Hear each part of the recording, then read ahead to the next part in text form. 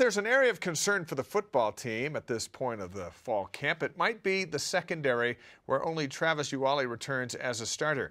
Blaine Fowler back with us in our True Blue studios to break down the defensive backfield. We did the quarterbacks last week, so we're going to the other side of the ball and the guys who are facing the quarterbacks in practice. What do you think of that group?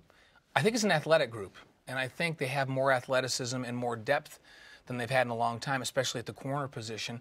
But it's an inexperienced group. You know, you mentioned Travis Uwale, and he's going to have to be a father figure to that secondary. And in BYU's defensive schemes, Bronco always expects that free safety to set things up, get people aligned, get them in the right spots. And I've heard Nick Howell, the secondary coach, refer to Travis Uwale as a trustworthy guy that he knows will get people where they're supposed to be.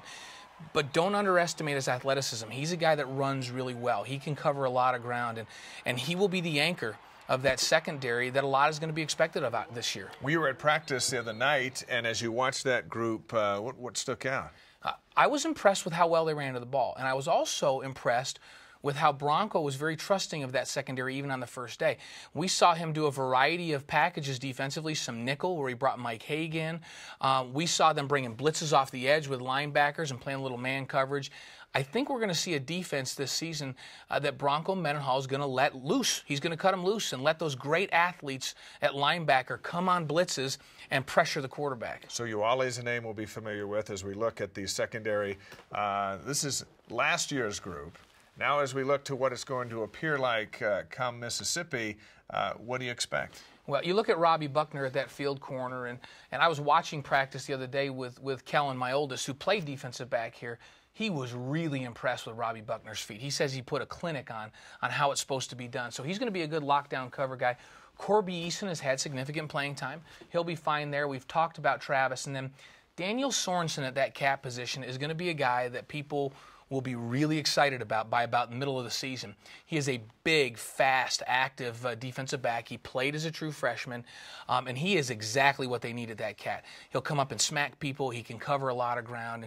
And he'll remind people of Andrew Rich, but he may have more top speed than Andrew Rich does, and he's going to be a really, really good football player. Sorensen was a linebacker before his mission, right? Yeah. And now he's back. This is the first football he's seen in some time.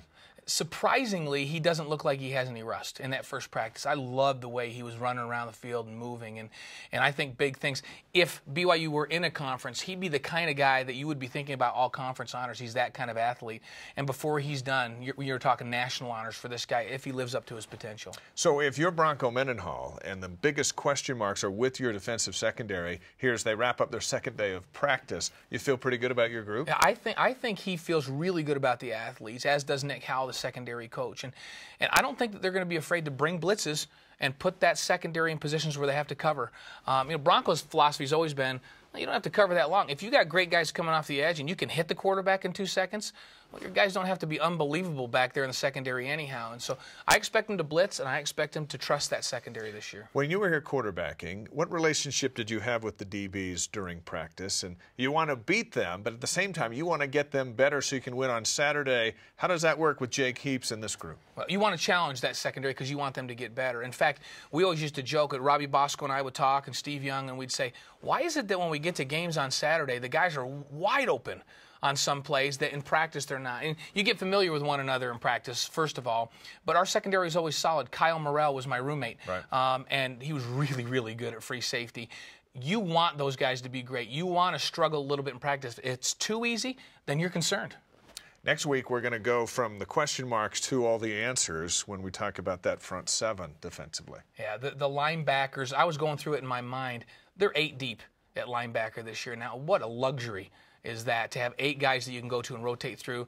That front seven will be as good as they've had in a long time in terms of athleticism and depth, and that's the building block. If you're going to play a 3-4, you better have good linebackers, and they've just got a bunch of them this season. All right, look forward to that next week. Thank you, Blaine.